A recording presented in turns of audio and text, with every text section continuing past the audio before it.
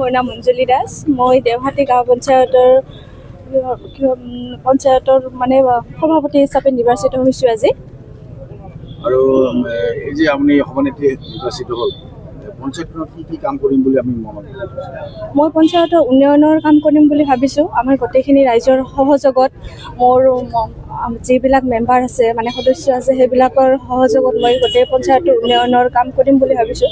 সকলো ৰাইজৰ সহায় সহযোগিতা লাগি মোক চবৰে লগ হৈ মই পঞ্চায়তৰ নাইবা ৰাইজৰ উন্নয়নৰে কাম কৰি যাম। আৰু বিগত পঞ্চায়তসমূহত আমি দেখা পাইছোঁ যে দুৰ্নীতিত নিমজ্জিত হৈছে বেছিভাগ পঞ্চায়ত।